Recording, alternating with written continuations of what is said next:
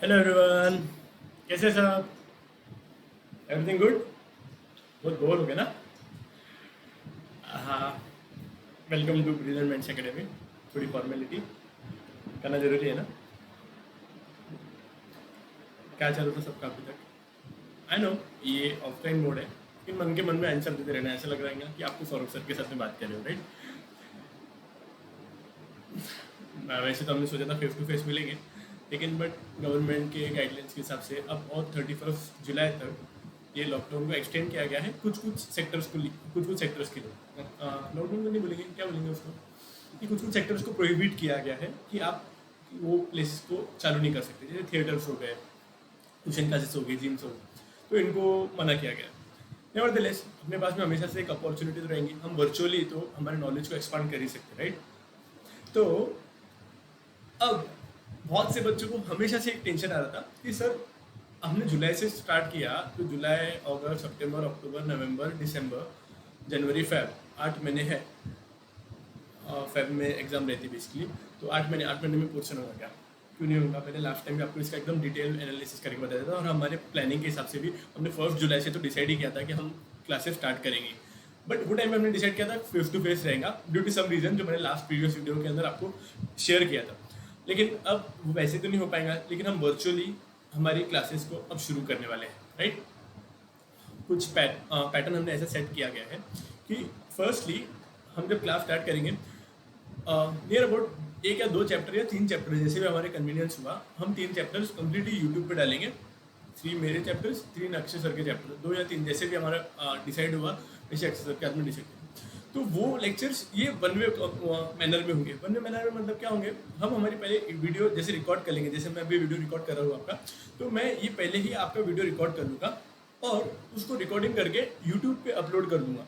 वो particular YouTube video की link हम आपके साथ में व्हाट्सएप के थ्रू शेयर करेंगे, सो दैट आप वहाँ पे जाके एक्सेस कर पाओ। सर ऐसे क्यों कर रहे हो, अपन गूगल मीट पे मिलते ना या जूम पे मिलते ना, बिकॉज उसके अंदर आपको मैं देखूंगा और आपको कोई क्वेरी होंगे रियल टाइम में आप बता सकोगे। मैंने बहुत सारे मेरे फ्रेंड्स को पूछा है, और जो जनरली मीटिंग्स करवाते हैं या जो ट्यूशन क्लासेस चलाते हैं, उनको मेन प्रॉब्लम यही हो रही है, या जो दूसरे टीचर्स थे जो उनकी क्लासेस चला रहे हैं, उनको मेन प्रॉब्लम क्या है सर, जूम के अंदर मेन प्रॉब्लम जा रही है कि सर अब अगर कोई लेक्चर रिकॉर्ड कर रहे हैं अपन, तो उसके अंदर अगर सपोज बच्चे के पास में इंटरनेट कनेक्टिविटी अच्छे से एक्सेस नहीं है, तो उसके अंदर उसको वो पर्टिकुलर टाइम फ्रेम के अंदर उसका वीडियो अटक जाता है और उसको दिख नहीं पाता। मुझे हमेशा से फील होता है कि यार नॉलेज के अंदर कोई इंटरप्शन हुआ ना, तो वहाँ पे लिंक ब्रेक हो जाती है। मुझे और अक्षय सर ने हमने फिर हमेशा ऐसा सोचा कि क्यों ना कुछ ऐसा किया जाए कि हम हमारे वीडियो लेक्चर्स को रिकॉर्ड करेंगे और रिकॉर्ड करके अपलोड करेंगे। सर अगर हमें क्वेरी है तो फिर हम उसको कैसे क्लियर आउट करेंगे? उसके लिए हमने डिसाइड किया है, हम एक वीकली मैनर में या 3 डेज मैनर में हम आपके साथ में आधे घंटे का सेशन फिर वो गूगल मीट या जूम पे करेंगे। उसके अंदर होगा क्या, सिर्फ आपको कोई क्वेरी होगी तो आपने वो टाइम पे हमको पूछना, और सपोज आपको कोई पर्टिकुलर कोई क्वेरी रहेंगी, हो सकता है वो क्वेरी दूसरे को भी हो, तो मैं आपको सबका वो कॉमन क्वेरी अपने वो मीटिंग के अंदर अपना जो क्वेरी होंगे उसको रिजॉल्व कर लेंगे, राइट? तो अगर उसके अंदर भी अगर कोई प्रॉब्लम है तो फिर आप मुझे व्हाट्सएप कर सकते हो, मैं आपकी क्वेरीज का रिजॉल्व करूंगा, या कॉल कर सकते हो, है ना? कॉलिंग का अपने कोई टाइम ड्यूरेशन रखेंगे जिसके अंदर आप भी मुझे आपकी क्वेरीज पूछना। मीटिंग जब वर्चुअली होती है या वर्चुअल क्लासेस होती है, उसके अंदर मेन प्रॉब्लम जो जाती है, आपके मन में अगर कोई क्वेरी आई और अब आप तो मुझे पूछ नहीं पाओगे, बिकॉज रियल टाइम के अंदर it is one way communication only. तो वो टाइम पे क्या करना, प्लीज़ मेरे कुछ इंस्ट्रक्शंस है, जब ये भी क्लासेस जब तक चल रही है अपने नियर अबाउट, मुझे लगता है अभी 1 महीने तो चलेंगे जब तक गवर्नमेंट की गाइडलाइंस नहीं आती है, अगर उन्होंने एक्सटेंड किया तो इसकी ज़्यादा भी हो सकता है। तो व्हाट वी आर प्लानिंग, अपन क्या करेंगे, एक डायरी या एज ए बुक टाइप से बना के रखो, सो दैट उसके अंदर आपकी जो भी क्वेरीज ड्यूरिंग माई टीचिंग, अगर आपको कुछ टीचिंग में मतलब कोई प्रॉब्लम आ गई, कोई भी पार्ट नहीं समझा, तो प्लीज़ राइट इट डाउन। तो उससे क्या होगा, बाद में जाके आपके भूलने के चांसेस बच जाएंगे। वो पर्टिकुलर टॉपिक आपको नहीं आता होगा, या मैंने कहीं पहले पढ़ाया होगा, अभी नहीं वो पर्टिकुलर टॉपिक पढ़ा, बिकॉज देखो सारे बच्चे हमारे पास में बीएमए पे तो नहीं थे ना, 11वीं पे बहुत सारे टॉपिक्स हमने वो टाइम पे भी कवर किए थे। मुझे कोई टॉपिक को लगेगा कि हाँ यार ये मुझे बताना चाहिए, तो मैं बिल्कुल वो टॉपिक को बताऊंगा। लेकिन अगर सपोज कोई टॉपिक है वो सिर्फ आपको तकलीफ जा रही है, तो आप क्या करना, वो पर्टिकुलर टॉपिक की आपकी डायरी में नोट डाउन करके रखना। फिलहाल हमने जो नोट्स के लिए सोचा था कि सर हमारे नोट्स कहाँ से दिया जाएगा, बिकॉज हम हमेशा से बिलीव करते हैं हम टेक्स्ट बुक में से लिफ्ट पढ़ाते हैं और खुद की नोट्स में से ज़्यादा पढ़ाते हैं। लेकिन अभी ये पेंडेमिक की सिचुएशन के अंदर हम आपको नोट्स कैसे डिलीवर कराना, तो उसका थोड़ा सा इशू आ रहा है। नोट्स हमारे पास में रेडी है, हम ट्राई कर रहे हैं कि हम एक बार का प्रिंट आउट निकाल के रख दें और वो ऑफिस से आपको कलेक्ट करनी पड़ेंगी। वो अकॉर्डिंगली जैसा हो जाएगा मैं आपको ग्रुप पे कम्युनिकेट कर लूँगा कि हमने प्रिंट आउट निकाल के रखी है, आप ऑफिस पे आना और मतलब क्लास पे आना, अपने वो पर्टिकुलर प्रिंट आउट लेके चले जाना, कोई दिक्कत नहीं देगी। ठीक है सर, फिलहाल कहाँ से पढ़ेंगे अपन के पास में जो टेक्स्ट बुक है, ऐसा मैं एज्यूम कर रहा हूँ कि सबके पास में एटलीस्ट उन्होंने टेक्स्ट बुक परचेस करी होंगी। हम फिलहाल अभी स्टार्ट करने वाले हैं, किसे स्टार्ट करने वाले हैं, फिलहाल हम स्टार्ट करेंगे एसपी से, सेक्रेटरी प्रैक्टिस, राइट। धीरे धीरे जैसे जैसे आगे बढ़ते जाएंगे, अक्षय सर को उनका नए चैप्टर्स, उनके जो चैप्टर्स आएंगे वो पढ़ाएंगे आपको। मैं एसपी से स्टार्ट कर रहा हूँ, 3-4 चैप्टर्स एसपी के, फिर ओसीएम के चैप्टर स्टार्ट करेंगे, अकॉर्डिंगली हम आगे आगे प्रोसीड करेंगे, राइट। ठीक है सर, एसपी के अंदर न्यू सिलेबस के अंदर कौन से चैप्टर्स हैं, राइट। तो एक काम करते हैं, before jumping to chapter number 2 of SP, secretarial practice of 12th standard, हम एक काम करते हैं, हम पहले एक बार ओवरव्यू लेते हैं कि आपको कौन से चैप्टर्स अप्लीकेबल है 12th स्टैंडर्ड के लिए, राइट। और ये मेरा मानना है कि यार इसके अंदर गवर्नमेंट थोड़ा सा रिलैक्सेशन देंगी, बट अगर नहीं भी दिया तो अपन we can manage very well, अपने से हो जाएगा, विथ लर्निंग हो जाएगा, राइट। ठीक है, वैसे मैनर में तो नहीं जैसे अपन यहाँ पे क्लास में लर्न करते थे, बिकॉज अभी मैं अकेला चिल्लाऊंगा, आप तो चिल्ला नहीं पाओगे, आप तो घर पे बैठे रहोगे, डरने का नहीं। जब भी आप ये लेक्चर्स दिखते रहोगे ना, अगर सपोज नहीं मैंने कोई टॉपिक को रिपीट करने को बोला तो प्लीज़ रिपीट करना एंड जम से बोलना, ऐसे घर वालों को भी पता चलने को ना कि यार हाँ यार हमारा बच्चा या हमारी बच्ची पढ़ाई कर रही है। सब पढ़ाई दिखती नहीं, किसको दिखानी पड़ती है ना। तो वे यो लॉजिक को हमेशा कॉन्स्टेंटली माइंड में रखने के सबसे अपन पढ़ाई करेंगे, लेकिन दिखानी पड़ती है, मतलब इसका ऐसा मतलब नहीं आप फालतू की सिर्फ बुक लेके बैठ रहेंगे और अंदर बुक के अंदर कुछ मोबाइल रखोगे, वैसा भी मत करना। बिकॉज 12th एक्चुअली बहुत सिंसियरली करना चाहिए। मैं हमेशा से मेरा बोलता आया हूँ कि मेरी जो लाइफ ट्रांसफॉर्म हुई थी ना, वो 12th के बेसिस पे हुई थी, डियर फ्रेंड्स, है ना। मैं 10th तक बहुत मस्तीखोर था, 11th-12th where my best year, जिसने मुझे ऑल टुगेदर पूरा टर्न आउट कर दिया। तो ये मेरी एक रिक्वेस्ट है आपसे, एज अ फ्रेंड बोल के चलो, या एज अ टीचर बोल के चलो, या बड़ा भाई बोल के चलो, जैसे भी आपको ठीक लगता है। तो मेरी एक रिक्वेस्ट मानना प्लीज़, आप ये जो 12th स्टैंडर्ड है ना, प्लीज़ अच्छे तरीके से उसको निभाना। अभी तक 3-4 महीने आपने लॉकडाउन का फुल एंजॉय कर लिया ना, तो अभी बस हो गया है। अब बैक टू स्टडीज़ बहुत अच्छी तरीके से करना, नहीं तो फिर बाद में प्रॉब्लम जाएगी। How we have to proceed, जो मैं पर्टिकुलर टॉपिक मैं पढ़ाऊंगा उसको सेम टू सेम टॉपिक को आपने आपके घर पे आपकी बुक्स के अंदर यूज़ करना। सर टेक्स्ट बुक आ गई क्या? बहुत आ गई, कब से आ गई, मैंने ग्रुप में भी डाल दिया गया था। कहाँ पे है वो? नटराज के पास में, उनका मेरे को फ़ोन आया था कि सर मेरे पास में है, अगर बच्चों को बोलना कोई उनको अगर चाहिए होगी तो मैंने अब ला ली है। ये कब से, लॉकडाउन खुलने के पहले ही उनके पास में आ गई थी, तो तब का कॉल है। तो एक बार आपने पूछ लेना, अगर आई होगी तो आप कहीं से भी लो, ऐसा कोई दिक्कत नहीं, वहाँ से लेना चाहिए, जैसा जहाँ से भी लेना। लेकिन मुझे उनका फ़ोन आया था कि मेरे पास में आ गई, तो मैं सिर्फ आपको कन्वे कर रहा हूँ, ठीक है। तो अब आते हैं सबसे पहले चैप्टर कौन से सेक्रेटरियल प्रैक्टिस के अंदर। बुक कौन सी है? तो ये आपकी बुक है, रुको मैं तुम्हें बता देता हूँ आपको। इतना करे, constitution of India secretarial practice, दिख रहे 2 मिनट, हाँ देखो, सेक्रेटरियल प्रैक्टिस स्टैंडर्ड 12, ये नवी सिलेबस है आपका, राइट। हाँ, इसमें पीडीएफ में तो अवेलेबल है सबके पास में, अगर जिसके पास में नहीं होगा तो उन्होंने, मैं ग्रुप पे डाल दूंगा, आपने वहाँ से ले लेना, नहीं तो फिर आपको मिल ही जाएगा, है ना। ठीक है, अभी अपन सबसे पहले आते हैं कि अपने पास में कौन सा सिलेबस है इसके अंदर, राइट। सिलेबस एसपी का ना ऐसा ज़्यादा कुछ चेंज नहीं हुआ है। जो पुराने सिलेबस था ना, जो 12th स्टैंडर्ड में पुराने बच्चे मतलब जो आपके पहले जो आपके सीनियर्स थे, वही चैप्टर्स है, बस थोड़ा सा मॉडिफिकेशन किया है। पहले जो इनको पहले था ना, कंपनीज एक्ट 1956 था, एक्चुअली सॉरी, उनको कंपनीज एक्ट 1956 था। अब आपको कंपनी एक्ट 2013 आया है, लेकिन प्रोविजंस मैनर के अंदर इतना ज़्यादा कुछ चेंज नहीं किया है उन्होंने। जितना मैंने पढ़ा है ना, ऐसा चेंज नहीं हुआ है। जितना मैंने पढ़ा, मतलब मैंने तो पूरा ही खत्म कर लिया है आपका SP, with notes with PPT, सब मैंने कंप्लीट कर लिया है, बस चालू करने की देरी थी, तो आज से वो भी शुरू हो गया है, ठीक है। तो अब अपन देखते हैं कि आपको चैप्टर्स कौन से एप्लीकेबल है 12th स्टैंडर्ड के अंदर, राइट। सबसे पहले देखते हैं introduction to corporate finance. Sir क्या है introduction to corporate finance? Corporate का मतलब क्या होता है सर? कॉर्पोरेट का मतलब कंपनीज, हाँ कंपनीज। तो सबसे पहला चैप्टर अपने पास में आएगा, उसके अंदर अपने को बताएंगे कंपनी को पैसा, फिनेंस मतलब पैसा, कंपनी को पैसा कहाँ से आता है, राइट। कहाँ से पैसा देगा, ये पर्टिकुलर चैप्टर के अंदर देखेंगे। सर रुको, हमने बोला ना थोड़ा बहुत, हाँ बोलो। देखो, कंपनी को पैसा कहाँ से आ सकता है? सर शेयर्स के अंदर पैसा आ सकता है, यस सर। डिवेंचर के थ्रू पैसा आ सकता है सर। कंपनी के लोन ले सकते हैं, हाँ बैंक से लोन ले सकती है सर। उधारी से पैसा कैसे आएगा? अरे हमने हमारे दोस्तों से उधारी लिया, लोन लिया, हाँ वैसा भी आ सकता है सर। हमने उधारी में माल लिया, अरे है किसने बोला है पॉइंट? अच्छा पॉइंट, हमने उधारी से लाया उधारी में कोई माल लाया, वो भी एक टाइप का पैसा ही होगा ना, बिकॉज धंधा चालू करने के लिए लगते क्या क्या, गुड्स लगता, मनी लगता। सामने वाले ने गुड्स नहीं दिया, पैसा नहीं दिया, गुड्स दे दिया, वो भी एक टाइप का फिनेंस ही होगा ना। ये भी पढ़ेंगे अपन, ट्रेड क्रेडिट बोलते हैं उसको, अपन धीरे धीरे उसके अंदर पढ़ेंगे। दूसरा, पहले आपको पहले बताया, पहले चैप्टर के अंदर अपन, ये पर्टिकुलर चैप्टर के अंदर क्या पढ़ेंगे अपन, इंट्रोडक्शन पढ़ेंगे, right, introduction to corporate finance. उसके बाद में हम देखेंगे sources of corporate finance, company के पास में पैसा कहाँ कहाँ से आ सकता है, कहाँ से पैसा आ सकता है। इसके अंदर अपने को बताएंगे वो शेयर्स के बारे में, रिटेन अर्निंग के बारे में। देखो अभी कुछ कुछ टॉपिक्स क्या ना, अगर शब्द नहीं भी समझे ना, डोंट वरी, मेजोरिटी बच्चों को ऐसे रहेंगे जो कहीं और से पढ़े थे या उन्होंने पढ़ा ही नहीं था। तो मैं मेरी फुल कोशिश करूंगा कि आपको हर एक टॉपिक को डिटेल में बताने की कोशिश करूंगा। लेकिन कभी कभी क्या रहता है, कुछ कुछ टॉपिक्स को यार मैं ज़्यादा खींचूंगा ना तो बाकी बच्चों को बोर होंगे। एंड अब देखो, अब आप फेस टू फेस तो हो नहीं, जहाँ पे मैं आपको ध्यान मतलब अट्रैक्ट करने का कुछ ना कुछ कोशिश करूंगा। अब मुझे क्या समझेगा, आपको नहीं दिख रहा, आपको बोर हो रहा है टॉपिक को, तो आप क्या करोगे, बिना मतलब का बंद कर दोगे। अच्छा, कोई भी बच्चे ने एनी टाइम अगर लेक्चर को बंद कर दिया, मेरा कुछ नहीं जाता, इसमें तेरा घाटा है ना, मेरा कुछ भी नहीं जाएगा, आपको प्रॉब्लम जाएंगी बच्चा। क्योंकि देखो आपने कोई पर्टिकुलर टॉपिक को मिस आउट कर लिया, आपको लग रहा है कि यार जानने बहुत बोर हो रहा, आप वो टॉपिक को मिस कर देना, आगे नहीं बढ़ पाएंगे आप। बिकॉज देखो अपने सारे के चैप्टर्स बताऊंगा ना, ये सारे लिंकिंग में चलेंगे। देखो सबसे पहले आते हैं कंपनी के पास में पैसा कहाँ कहाँ से आ सकता है, ये टॉपिक था, है ना।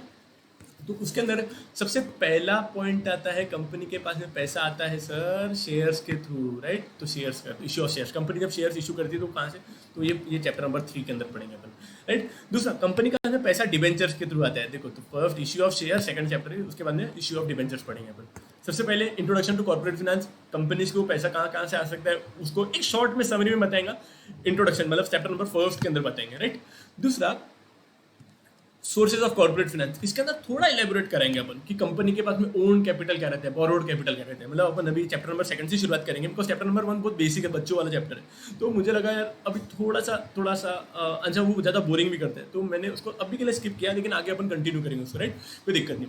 अब source of corporate finance, company का पैसा कहाँ से आएंगे, तो एक पहले अपन ने देखा था शेयर्स का। इसके अंदर भी ना, ये पर्टिकुलर चैप्टर के अंदर भी ना, सोर्स ऑफ कॉर्पोरेट फाइनेंस के अंदर ना आपको तो बेसिक बताया जाएगा, लेकिन उसका डिटेल बताया जाएगा ये इश्यू ऑफ शेयर्स के अंदर, ठीक है। 2 मिनट, मेरा पेन नहीं चल रहा है, मैं आपको वापस कंटिन्यू करता हूँ, रुको 2 मिनट। हाँ सॉरी, वो थोड़ा पेन नहीं चल रहा था, ठीक है, ओके। सबसे पहले अपने देखा था सोर्स ऑफ कॉर्पोरेट फाइनेंस, इसके अंदर भी एकदम बेसिक बताएंगे आपको। मैं अभी सिर्फ बड़ा रिव्यू दे रहा हूँ आपको चैप्टर को, जब चैप्टर अंदर घुसेंगे आपको बहुत डिटेल में बताऊंगा। अब सिर्फ समझ लो चैप्टर के अंदर क्या क्या पढ़ने वाले हैं, शेयर्स के बारे में, डिबेंचर्स के बारे में, बॉन्ड्स के बारे में, own capital, borrowed capital. Own capital मतलब क्या, जो कंपनी के मालिक पैसा लगाते हैं कंपनी के अंदर, उसको ओन कैपिटल बोलते हैं। और एक बोरोड कैपिटल, जो कंपनी ने उधारी का पैसा लिया है। उधारी का पैसा मतलब क्या, बैंक से पैसे लिया होगा, डिबेंचर होल्डर के थ्रू पैसा लिया होगा, ये टाइप का लोन जब भी लेंगे तो उसको बोरोड कैपिटल, वो यहाँ पे पढ़ेंगे। दूसरा, अब अभी शेयर पढ़ेंगे ना, तो ये पर्टिकुलर चैप्टर के अंदर ना, ये पर्टिकुलर चैप्टर के अंदर ना, तो आप बहुत बेसिक पढ़ेंगे, लेकिन उसका डिटेल इलेबोरेटेड वर्जन पढ़ेंगे यार इसके अंदर, शेयर्स के अंदर, ठीक है। तो इश्यू ऑफ शेयर्स अपन ये दूसरा एक चैप्टर पढ़ेंगे अपन उसके बारे में। दूसरा, इश्यू ऑफ डिबेंचर्स, बहुत डिटेल्स के अंदर प्रोविजन, मतलब कंपनीज एक्ट क्या क्या बोलता है वो पर्टिकुलर चैप्टर के बारे में, वो ये अपन ये पर्टिकुलर रिस्पेक्टिव चैप्टर्स के अंदर पढ़ेंगे। नो नोट, इसके अंदर फीचर्स बताएंगे। फीचर्स का मतलब क्या, वो क्या है। जब अपन मोबाइल की बात नहीं करते क्या, सपोजिंग ये पर्टिकुलर मोबाइल है, अभी Redmi Note 5 Pro है, ठीक है। अब इसके अंदर इसका फीचर बताने के चालू करेंगे अपन कि यार ये पूरा फुल टच स्क्रीन मोबाइल है, ड्यूअल कैमरा है, सॉरी फ्रंट फेसिंग कैमरा है, सेकेंडरी कैमरा है, ये फिंगरप्रिंट सेंसर है, ये सारे के सारे क्या हो गया, इसके फीचर्स हो गए। तो वैसे ही शेयर्स के फीचर्स अपन ये पर्टिकुलर चैप्टर के अंदर पढ़ेंगे। सिर्फ ये क्या बोलते हैं, ये वाले चैप्टर के अंदर पढ़ेंगे, ये वाले चैप्टर के अंदर पढ़ेंगे, ये वाले चैप्टर। अरे यार मस्ती कर रहा है, रुको, हाँ, ये वाले चैप्टर के अंदर पढ़ेंगे। लेकिन अब उसकी डिटेल में कंपनीज एक्ट की प्रोविजंस क्या है वो अपन ये वाले चैप्टर के अंदर पढ़ेंगे, राइट। दूसरा, डिबेंचर्स के बारे में भी बेसिक तो अपन ये चैप्टर के अंदर निकाल लेंगे, लेकिन उसका थोड़ा एडवांस वर्जन ना अपन ये वाले चैप्टर के अंदर देखेंगे। इशू ऑफ डिबेंचर्स मतलब कंपनीज एक्ट के अंदर कोई प्रोविजंस होंगी तो वो इसके अंदर पूरी बताई जाएंगी अपन, और बहुत मजा आने वाला है। बिकॉज देखो सारी की सारी प्रोविजंस ना, मेरी तो एक्चुअली लर्न बाय हार्ट है। जब मेरा टाइम रहता तो हमने इससे भी ज़्यादा डिटेल में पढ़ा था। आपको बहुत बच्चा वाला टॉपिक बताया हुआ है, लेकिन पढ़ाने में बहुत मजा आता है। बिकॉज हर एक प्रोविजन ना, उसको पीछे का लॉजिक जब तक समझता नहीं ना, बच्चों को अच्छे तरीके से समझता नहीं है। देखो आज तक जब भी आपको प्रॉब्लम जाती होंगी ना, तो इसके पहले लर्निंग करने में प्रॉब्लम क्या जाती होंगी, इसमें वो लर्न नहीं होता था। कारण क्या रहता, आपको उसके पीछे का लॉजिक नहीं बताता यार कोई। अगर इसके पहले का आपको लॉजिक अगर पता रहता था ना, तो ज़्यादा टाइम तक रिटर्न रहता है। ये मैंने स्टडी किया है, जब मेरी स्टडी मतलब जब मैं लर्न करता था तो मैं हमेशा से इस मैनर में करता था, उसके पीछे का लॉजिक समझ लेता था, तो उसके बाद में मुझे दिक्कत नहीं आती थी। तो मैं आपकी बाय हार्ट कोशिश करूंगा कि आपको उसके पीछे के लॉजिक्स जो है ना वो आपके क्लियर करवा दूँ, राइट। ठीक है, उसके बाद में कंपनी को पैसा मिलता है डिपॉजिट्स के थ्रू। कहाँ से आता है? कंपनी को डिपॉजिट्स के थ्रू। तो वे भी एक चैप्टर आएगा आपको। मतलब आप देखो, सबसे पहले अपन ने introduction to corporate finance chapter number 1 देख लिया अपन ने। फिर sources of corporate finance, company को पैसा कहाँ कहाँ से आता है, सोर्सेज कहाँ से पैसा आता है। उसके अंदर पहला सोर्स था शेयर्स के थ्रू, वो चैप्टर नंबर 3 है अपना, issue of shares. Company shares issue करेंगी, शेयर्स के बदले में कंपनी पैसा वापस लेंगी, मतलब सॉरी, कंपनी मार्केट में शेयर्स लेंगी, शेयर्स के बदले में लोग कंपनी को पैसा देंगे। कंपनी मार्केट में अपने डिवेंचर सर्टिफिकेट देंगी, डिवेंचर सर्टिफिकेट के लिए लोग कंपनी को पैसा देंगे। दूसरा, कंपनी डिपॉजिट बांटेंगी पब्लिक को, और डिपॉजिट के लिए पब्लिक कंपनी को पैसा देंगी। मतलब ये अलग अलग टाइप के तरह है जब कंपनी पैसा रेज कर सकती है। सर शेयर क्या क्यों देने पड़ते हैं पब्लिक को? सिंपल सा कारण है यार, आप कंपनी को पैसा दे रहे हैं, कंपनी ने आपको कुछ तो कागज देने को ना, कि नहीं कि यहाँ ये प्रूफ रहेगा ना कि हाँ आपने कंपनी को पैसा दिया गया है। ठीक है, तो वो प्रूफ रहता है। अगर आपने कंपनी के शेयर्स को परचेज किया तो आपको शेयर सर्टिफिकेट दिया जाएगा। अगर आपने कंपनी के डिबेंचर्स को परचेज किया है, मतलब एक्चुअली क्या एक टाइप की सिक्योरिटी है, नहीं क्या, अपन कोई भी सिक्योरिटी परचेज करते हैं तो वैसे टाइप के डिबेंचर्स की भी एक सिक्योरिटी है।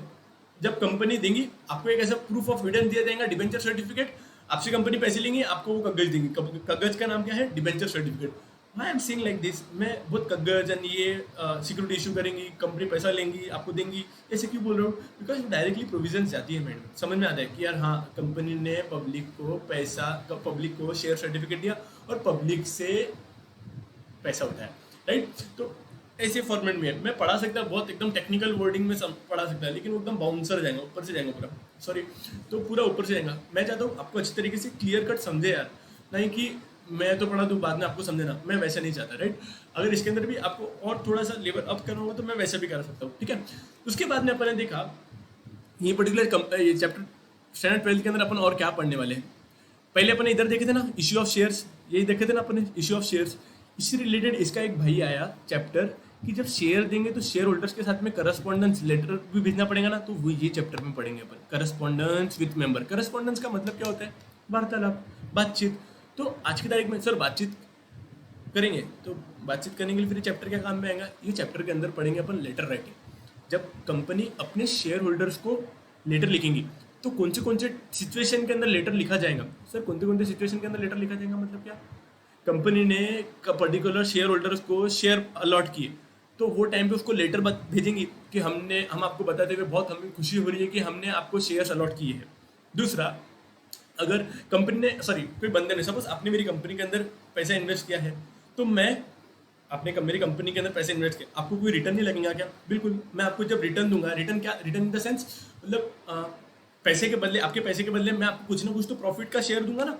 देखो सिंपल स्टफ है, मेरी कंपनी अगर सपोज मैं मुकेश अंबानी ने जियो कंपनी की शुरुआत की। मुकेश अंबानी ने जब कंपनी स्टार्ट करी, मुकेश अंबानी की कंपनी रिलायंस जियो लिमिटेड, ये कंपनी पैसा कमाएंगी, बिजनेस करेंगे, बिजनेस करने से प्रॉफिट होगा, वो प्रॉफिट किसके बीच में बांटेंगे? थोड़ा बहुत मुकेश अंबानी देखेंगे, बाकी जिसने कंपनी के अंदर पैसा लगाया था उसको पैसा देंगे, राइट। तो अपन उसको बोलते हैं डिविडेंड, ठीक है। तो जब अगर डिविडेंड बांटेंगे तो डिविडेंड देते टाइम पे भी उसको लेटर भेजेंगे कि माय डियर शेयर होल्डर, हमने आपको चालू साल के लिए, मतलब फाइनेंशियल ईयर 1920, नहीं सर चालू साल 2021 चालू है, राइट, वेरी गुड। तो 2021 के अंदर हमारे को 20 करोड़ रुपए का प्रॉफिट हुआ, 20 करोड़ में से हमने आपको 10,000 रुपए का प्रॉफिट दिया है, सिर्फ 10,000 का, आपको 20 करोड़ का, हमारे को सिर्फ 10,000 का। बेटा बहुत सारे शेयर होल्डर रहते हैं, सिर्फ एक ही शेयर होल्डर थोड़ी ना है ना।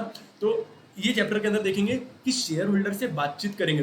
तो सर आज व्हाट्सएप का जमाना है, ये क्या चिल्लर करस्पॉन्डेंस लेटर लिखो, पत्र लिखो, ये क्या है मामाचं पत्र हरपलं, ऐसे बात भी होता है क्या? बिल्कुल होता है।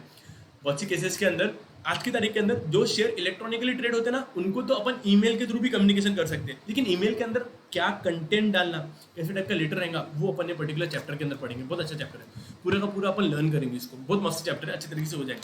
तो आप देखो, आप एक बार का रिकॉल करते हैं। सबसे पहले तो इंट्रोडक्शन टू कॉर्पोरेट फाइनेंस, दूसरा सोर्सेज ऑफ कॉर्पोरेट फाइनेंस, पहले का इंट्रोडक्शन, दूसरा सोर्सेज, कंपनी का पैसा कहाँ से आ सकता है? 3 सोर्सेज से आ सकता है। एक तो शेयर्स के थ्रू आएगा, डिबेंचर्स के थ्रू आएगा और डिपॉजिट्स के थ्रू आएगा। फिर शेयर होल्डर्स के साथ में बातचीत करेंगे क्या? बिल्कुल करेंगे, correspondence with member, right sir. उसके बाद में जैसा आपने बोला था डिबेंचर्स के थ्रू पैसा उठाएंगे, तो डिबेंचर के साथ में बातचीत नहीं करते क्या? बिल्कुल बरोबर बोला आपने। अब उसके बाद में और टॉपिक आ रहा है correspondence with debenture holders, right sir. अरे वाह सर, बहुत मजा आएगा।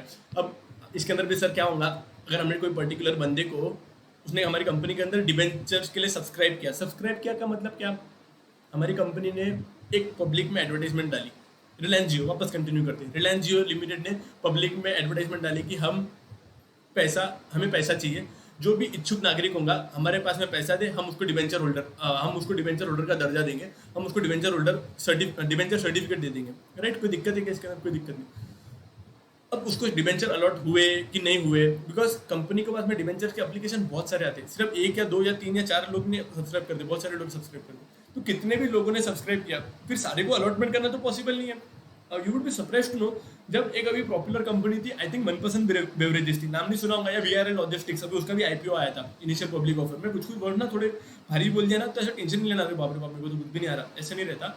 बहुत सारे बच्चों को नहीं समझता कोई पर्टिकुलर टॉपिक, तो डोंट वरी, आपको धीरे धीरे जैसे जैसे अपन आगे बढ़ते जाएंगे ना, आपको समझेगा, सारे का सारा टॉपिक समझेगा, राइट। अब अपन ने देखा था हाँ, जब उसको आईपीओ लाया, अब मेरे को एक बात बताओ, आईपीओ था, अगर सपोजिंगली मैं आपको सिंपल एग्जांपल के लिए बोलता, हमने 10 रुपये मांगे थे, हमारी कंपनी को 800 रुपये मिले, अब 10 रुपये हमारे को देना कितने हैं? 10 रुपये, हमारे को 800 रुपये है। अब किसको अलॉटमेंट देना, किसके पैसे लेना, किसके पैसे नहीं लेना, अच्छा किसके लिए, उसको कम्युनिकेशन भी तो करना पड़ेगा ना, तो इस वजह से वो करस्पॉन्डेंस करते हैं। पॉइंट समझा क्या? हर एक चैप्टर का कुछ ना कुछ रिलेवेंस है, कुछ ना कुछ रीजन है आपके सिलेबस के अंदर डालने के लिए, राइट। तो सर डिवेंचर्स को अपन ने दे दिया, सर आपने जैसे थोड़ी देर पहले बोला था शेयर होल्डर्स को हमने शेयर्स अलॉट किए, बरोबर, उसको रिटर्न के फॉर्म में उसका प्रॉफिट का थोड़ा सा हिस्सा दिए थे, बराबर, थोड़ा सा हिस्सा दिए थे ना, तो वो हिस्से को बोला था अपने डिविडेंड, तो डिवेंचर होल्डर्स को भी अपन कुछ तो कुछ देंगे ना, तो उसको भी डिविडेंड देंगे क्या? बेटा उसको डिविडेंड नहीं देते, उसको इंटरेस्ट देते। जो बच्चों को, बहुत सारे बच्चों को पता होगा कि डिवेंचर एक टाइप का लोन है, और जब लोन अपन देते तो लोन के ऊपर अपने को इंटरेस्ट देना पड़ता है, राइट। तो अपन ये देंगे, जो भी डिवेंचर होल्डर्स को अपन इंटरेस्ट देंगे ना, तो उसको लेटर के अंदर कम्युनिकेट करेंगे अपन कि यार हमने तुझे ये पर्टिकुलर फाइनेंशियल ईयर के अंदर 1920 या 2021 के अंदर हमने आपको इतना इतना इंटरेस्ट दिया है। पॉइंट समझ में आया? पक्का पक्का, ठीक है। अगर नहीं भी समझ में आना बच्चों को, टेंशन मत लेना, बिंदास, अपन बाद में तो कवर करेंगे रे यार, ऐसा मत टेंशन, मतलब उसका वरी मत करना। आपको कोई क्वेरी आएंगी ना, मुझे व्हाट्सएप पे डाल देना या कॉल कर देना, जैसा भी आपको कंफर्टेबल लगेगा। बट प्लीज़ मैं अगेन बोल रहा हूँ, हर एक बच्चे को डायरी लिख के बाजू में रखना कंपलसरी है। मैं वैसे यूट्यूब पर डालने वाला हूँ, कोई पर्टिकुलर टॉपिक आपसे स्किप हो गया, मैंने पढ़ाते पढ़ाते थोड़ा आगे भाग गया, आपको पर्टिकुलर टॉपिक नहीं समझा, प्लीज़ पॉज कर लेना, मुझे चालू करना बंद करना वो तो आपके हाथ में है ना, ठीक है, रुका लेना, तो रिवाइंड करके देख लेना। आपको दिन भर तो कुछ काम है नहीं, सर ऐसा क्यों बोलते हैं, अरे रहते हैं, मतलब जरूरी काम नहीं है ना, पढ़ाई से तक कोई जरूरी थोड़ी ना बच्चों, है ना, ठीक है। तो अपने 2 देखे थे, सबसे पहले अपने, अच्छा चैप्टर अपने 7 चैप्टर कवर भी कर लिए, सर खत्म तो नहीं, सिर्फ इंडेक्स ही तो पढ़े अपन ने, हाँ तो अरे भरोसा रखो यार, हो जाएगा। पहले अपन ने देखे थे इंट्रोडक्शन टू कॉर्पोरेट फाइनेंस, एक बार रिपीट करो, why I am saying repeat करो बार बार, आपको समझ में आएगा कि आपके साथ में पूरे 12th स्टैंडर्ड में अंदर कौन सी घटनाएं घटने वाली है ना, ठीक है। घटना घटने वाली मत बोलो, अच्छे होगा सब कुछ जो भी होगा, हाँ अच्छे होगा। तो देखो सबसे पहले अपन ने देखा था इंट्रोडक्शन टू कॉर्पोरेट फाइनेंस। अपन चलो आंखें बंद करके बोलते एक बार का इंट्रोडक्शन टू कॉर्पोरेट फाइनेंस, तुमको तुम्हारे अटेम्प्ट की कसम है, अगर तुम्हें देख के बोलेंगे ना तुम्हारा कसम लग जाएगी, मतलब छोड़ो। पहला अपन सबसे पहले इसके अंदर क्या देखेंगे, introduction to corporate finance, introduction देखेंगे। दूसरा sources of corporate finance, company के पास में पैसा कहाँ से आएगा, मैं देख नहीं रहा। दूसरा issue of shares, issue of debenture, issue of deposits. फिर शेयर्स के साथ में करस्पॉन्डेंस, मतलब करस्पॉन्डेंस विद मेंबर्स। अच्छा शेयर होल्डर्स को मेंबर्स भी बोला जाता है, मेंबर्स मतलब कंपनी के मालिक, ओनर्स बोल सकते हैं, तो मेंबर्स बोल सकते हैं। दूसरा करस्पॉन्डेंस विद डिवेंचर होल्डर के साथ में भी करस्पॉन्डेंस, मतलब बातचीत करेंगे कि हाँ कैसे, लेटर के थ्रू, वो इसमें देखेंगे अपन। इसके बाद में करस्पॉन्डेंस विद क्या, करस्पॉन्डेंस विद डिपॉजिटर्स, बरोबर, वो भी अपन चैप्टर के इसके अंदर ही देखेंगे। वो आपका है चैप्टर नंबर 8। कौन सा चैप्टर है बेटा? चैप्टर नंबर 8 मस्त चैप्टर है। सारे के सारे लेटर्स ना नियर अबाउट लिंकिंग में चलते हैं, तो ऐसा मत लेना अरे बाप रे इतने सारे लेटर्स कैसे लर्न करेंगे पापा, कुछ तो होगा नहीं, सब हो जाएगा। पिछली बार बच्चों को मतलब आधी रात में भी उठाओगे ना, आपको उनको हर एक लेटर ऐसा tip of the tongue learn था, इतना लर्न बाय हार्ट था, तो सब हो जाएगा, टेंशन मत लेना, ठीक है। दूसरा डिपॉजिटरी सिस्टम, वेरी गुड, मस्त चैप्टर है, बहुत अच्छा चैप्टर है। अच्छा मेरे को एक बात बताओ, क्या बात बताओ सर, शेयर मार्केट क्या रहता, क्या रहता आप बोलो, शेयर मार्केट क्या रहता? इलेक्ट्रॉनिक फॉर्म में जहाँ पे शेयर ट्रेडिंग होते हैं, बाइंग और selling of shares electronically, explain को शेयर मार्केट होता है, राइट। तो आज की तारीख में जब आप कंपनी के शेयर्स को परचेज करते हो, तो आपके पास में तो फिजिकल फॉर्मेट पे शेयर रहते हैं। सपोजिंगली मैंने रिलायंस जियो के बाद में क्या, मुकेश मेरा दोस्त है, मैं मुकेश बोल सकता, आपने नहीं बोला, मुकेश अंबानी मेरा दोस्त है, मैंने मुकेश अंबानी को बोला मुकेश ये तेरे पास में पैसे, ₹10,000 और मुझे शेयर्स दे। मुकेश जी बहुत रिस्पेक्टेड पर्सन है, ऐसा मत बोलो, मैं यूट्यूब पे डाला मैं फंस जाऊंगा नहीं तो, ठीक है, मैं बहुत रिस्पेक्ट करता हूँ उनकी, ठीक है। दूसरा मैंने बोला मुकेश जी को बोला, मैंने मुकेश जी आप मेरे से ₹10,000 लो और आप मुझे शेयर सर्टिफिकेट दो, कोई दिक्कत नहीं। उन्होंने मुझे शेयर सर्टिफिकेट दे दिया। अब यार मेरे को ये बेचने का था, मुझे कितनी तकलीफ जा रही थी, सर तकलीफ है को देंगे, अरे भैया मुझे बेचने का, सामने वालों किसको खरीदने को भी दो ना, नहीं तो फिर मैं कैसे क्या बेचूंगा। अच्छा मेरे पास में शेयर है, ये पब्लिक को कैसे पता चलेगा। हाँ सर, तो आपने कहा दुकान खोलना, मैं एक शेयर सर्टिफिकेट को बेचने के लिए दुकान खोलूँ, खुद ही बोलते यार आप। तो वो सर फिर कैसे करना, आपको आपके दोस्त को भेजना, किसको भी लेने का नहीं, फिर अभी क्या करूँ। ऐसा कोई तो एक पर्सन है जम्मू कश्मीर का, उसको रिलायंस जियो के अंदर इन्वेस्ट करने का है, लेकिन मुकेश अंबानी उसको नहीं दे रहा, लेकिन मेरे को बेचने का है। सर आप फिर डायरेक्ट भेज दो ना, मेरे को पता ही नहीं ना कौन सा बंदा है। वहाँ पे जन्म हुआ था डिपॉजिटरी सिस्टम का। क्या हुआ, जितने भी फिजिकल टाइप ऑफ शेयर्स थे उसको जब इलेक्ट्रॉनिकली कन्वर्ट कर लेते, मतलब एक प्रोसेस है डिपॉजिटरी डिमेटेरियलाइजेशन बोलते हैं उसको अपन, फिजिकल फॉर्म ऑफ शेयर्स को, मतलब शेयर सर्टिफिकेट जो कागज रहेंगे, सपोज कोई ये पेपर है, सपोज ये पेपर है, ये पेपर को हम इलेक्ट्रॉनिकली कन्वर्ट कर लेंगे, एक यूनिक नंबर दे देंगे वो पर्टिकुलर शेयर्स को, सो दैट यूनिक नंबर आ जाएगा। अब मुझे अगर वो शेयर किसी को बेचने का है तो मैं वो नंबर बेचूंगा सामने, राइट, उसके बदले में सामने वाले से पैसे दूंगा। तो ये इलेक्ट्रॉनिकली बाइंग और सेलिंग होगा वो पर्टिकुलर शेयर्स की। तो वो कैसे होगा वो अपने पूरे के पूरे चैप्टर के अंदर देखेंगे। डिपॉजिटरी सिस्टम, मतलब अभी देखो वो पर्टिकुलर नंबर कहीं ना कहीं तो स्टोर करना पड़ेगा ना, है ना। तो सर मोबाइल में स्टोर करेंगे बेटा, वो शेयर सर्टिफिकेट ऐसा इलेक्ट्रॉनिकली कहीं ना कहीं स्टोर करना पड़ता है, वो डिपॉजिटरी सिस्टम, मतलब वो पूरा का पूरा चैप्टर नंबर 9 है, मतलब how to convert physical form of share to electronic form of shares, dematerialization की प्रोसेस उसमें है। वापस अगर कोई इलेक्ट्रॉनिकल शेयर है, तो मेरे को डर लग रहा है कि यार मेरे को इलेक्ट्रॉनिकल किसी ने हैक कर दिया, तो अब मैं चाहता हूँ कि यार वहाँ पे ना कर दूँ, मैं काम करूँ, मैं उसको फिजिकल फॉर्म में वापस करना चाहता हूँ, तो उसको रीमेटेरियलाइजेशन बोलते हैं। सर रुको, आपने क्या बोले पहले, डीमेटेरियलाइजेशन। डीमेटेरियलाइजेशन मतलब उसको डीमैट में डालेंगे। डीमैट सुना होगा आपने बहुत बार, ठीक है। डीमैट मतलब कुछ इलेक्ट्रॉनिकली जहाँ पे शेयर को स्टोर किया जाता है, जैसे अपन बैंक अकाउंट के अंदर पैसे कैसे स्टोर रहते हैं, फिर उसके अंदर नेट बैंकिंग करवाते हैं अपन। नेट बैंकिंग मतलब इलेक्ट्रॉनिकली फंड का ट्रांसफर करते हैं ना अपन, मेरे पास में पैसा है, मैं आपको पैसे ट्रांसफर करूंगा गूगल पे के थ्रू, अब इलेक्ट्रॉनिकली जा रहा है पैसा, फिजिकली तो जा नहीं रहा है। तो वैसे ही इसके अंदर इलेक्ट्रॉनिक शेयर्स जाते हैं। पूरा का पूरा चैप्टर ये अपन पढ़ेंगे, बहुत मस्त मजा आएगा इस चैप्टर के अंदर, इसके अंदर ये पर्टिकुलर चैप्टर के अंदर, राइट, डिपॉजिटरी सिस्टम। दूसरा, अब ये चैप्टर बहुत मस्त लगेगा सर, हमने कंपनी के अंदर पैसा लगाया, कंपनी वाले मेरे को वापस रिटर्न में क्या देंगे। अगर आप शेयर होल्डर हो तो आपको डिविडेंड दिया जाएगा, अगर आप डिपॉजिटर होल्डर हो, आप डिबेंचर होल्डर हो, तो आपको इंटरेस्ट दिया जाएगा। देखो सिंपल सी बात है, अगर आप शेयर होल्डर हो ना, शेयर होल्डर्स को प्रॉफिट का हिस्सा मिलता है, वो प्रॉफिट के हिस्से को डिविडेंड बोला जाता है, राइट। अभी बहुत से बच्चे होंगे साला शेयर होल्डर भी नहीं माना हमारे को, हमारा क्या होगा, तो अभी धीरे धीरे अपन पढ़ लेंगे, कोई दिक्कत टेंशन मत लो, ठीक है। दूसरा, अब इंटरेस्ट, अगर कोई कंपनी को मैंने लोन दिया, अब लोन दिया, लोन के बदले में मेरे को कंपनी वाले क्या देंगे, इंटरेस्ट, तो उसकी प्रोविजन सारी की सारी उसकी प्रोविजन अपन ये पर्टिकुलर चैप्टर के अंदर देखेंगे, ठीक है।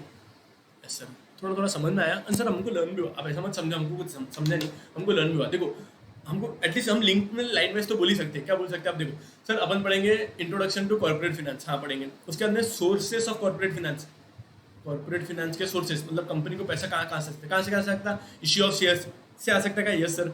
इश्यू ऑफ डिबेंचर से आ सकता है क्या, yes sir. Issue of deposit से आ सकता है, या डिपॉजिट्स चैप्टर का नाम है डिपॉजिट्स, तो वहाँ से आ सकता है क्या, यस सर। और सर उसके बाद में फिर अपन बातचीत करेंगे किसके साथ में, शेयर होल्डर के साथ में सर बातचीत करेंगे, very good sir. Debenture holder के साथ में बातचीत करेंगे, वेरी गुड। डिपॉजिट होल्डर्स के साथ में बातचीत करेंगे, उसका चैप्टर का नाम बोलो ना अच्छा वाला, correspondence with members, correspondence with debenture holders, correspondence with depositors. उसके बाद में ये मेरे को याद नहीं आ रहा, उसके बाद में एक चैप्टर का नाम था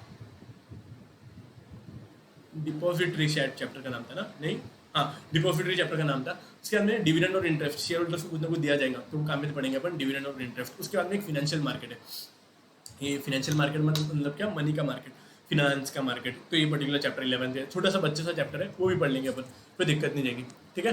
तो अपन ये भी एक चैप्टर पढ़ लेंगे। दूसरा स्टॉक एक्सचेंज है सर, एकदम मस्त फेवरेट वाला चैप्टर है, सारे बच्चों को इसके अंदर बहुत मजा आता है, बिकॉज सबको शेयर मार्केट बहुत अच्छा लगता है यार, शेयर मार्केट के बारे में थोड़ा सा जानकारी होना, पापा वाले भी पूछते हैं क्या है, पापा को जब भी पूछो सारा कुछ बताते नहीं, तो ये भी अपन इसके अंदर देखेंगे, ठीक है। करना सब कुछ चाहिए, हाँ ऐसा कुछ ऐसा डिसअलाउड अलाउड नहीं, ऐसा कुछ नहीं है, बस 18+ रहेंगे तो आप आपका शेयर अकाउंट मतलब वो डीमैट अकाउंट ओपन कर सकते हैं, सब कुछ देखेंगे। आपको ध्यान में आया कि आपके साथ में 12th स्टैंडर्ड के अंदर आप कितना इंटरेस्टिंग टॉपिक पढ़ने वाले, ट्रस्ट नहीं गाइस, मुझे ये सिलेबस बहुत पसंद आया, बिकॉज उसके अंदर सारे के सारे टॉपिक्स ना बहुत प्रैक्टिकल है, प्रोवाइडेड पढ़ाने वाला वैसा चाहिए, बिकॉज अगर सामने वाले पर्सन को नहीं पता अच्छा कि वो पर्टिकुलर टॉपिक क्या है, जैसा भी मुझे वैसे बोलना नहीं चाहिए, कुछ फैकल्टी जो खंगों में है उनको डिमेटेरियलाइजेशन का मतलब क्या होता है, वो मतलब मीनिंग भी नहीं पता यार, तो क्या प्रोसेस बताएंगे यार वो। ये कंपनीज एक्ट 2013 की प्रोविजन इतनी मस्त प्रोविजन है, उसके पीछे का लॉजिक इतना फैबुलस लॉजिक है, उनको बताते नहीं है। अच्छा, उनकी भी गलती नहीं ना, उन्होंने कभी पढ़ी नहीं। अब हमने इससे जाड़ी बुक में से पढ़ा है, मतलब हमारी लॉ की बुक नियरली अबाउट इतनी जाड़ी बुक रहती थी, हमने हर एक प्रोविजन पढ़े, पूरा धो धो के पढ़े हुआ है, पूरा मतलब पूरा रट लिया है। अब उसका कुछ भी पढ़ना, आप कोई भी टॉपिक पूछो हमको आएगा, ये तो आपको बहुत बेसिक सा टॉपिक है, ठीक है। तो अब पढ़ाने में बहुत मजा आता है। फिर अक्षय सर और मेरी हमारे हमेशा हमेशा हमने बोला है कि हम ये मनी के लिए नहीं कर रहे यार क्लासेस चालू, राइट। हमारा पढ़ाना हॉबी है बोल के हम वो क्लासेस चालू किए थे, है ना, ठीक है। तो आई थिंक आपको चैप्टर का इंडेक्स से, मतलब ये पूरा ओवरऑल 10 चैप्टर्स का जो 10 है कि नहीं, 12 है, हाँ सॉरी 12 चैप्टर्स है। ये 12 चैप्टर्स के इंडेक्स से आपको समझ में तो आ गया ना आपके अपने साथ में क्या क्या घटना घटने वाली है ना। तो ओवर द अंदर जब भी अपन जैसे पढ़ेंगे ना, तो उसके अंदर तो आपको और डिटेल में उसका वो समझ नहीं आ जाएगा। आपको बेसिक सिर्फ इतना लॉजिक बताना था कि आपको पूरा का पूरा समझ में आ जाए कि ये चैप्टर के अंदर ये रहेगा, ये चैप्टर के अंदर ये रहेगा, डिपॉजिटर के अंदर ये रहेगा, करस्पॉन्डेंस, वैसे तो नाम ही नहीं समझता था। आज लोग तो बोले करस्पॉन्डेंस क्या सांगता सर काय माहिती, वो सूरज ओढवले तो मेरे को बोल रहा होगा अरे सर काय आणलं तुम्ही करस्पॉन्डेंस, काय समझत पण नहीं हुआ, ठीक है। तो नहीं समझेगा, अरे अपने पास में इतने सारे बच्चे, मेरे को तो इतने सारे मतलब के नाम भी भूल गया। कुछ कुछ बच्चों के नाम ध्यान में है, वो निखिल आता था, छोटा छोटा नहीं है, बड़ा है, मतलब हाइट में छोटा है, वैसे बड़ा है, ठीक है।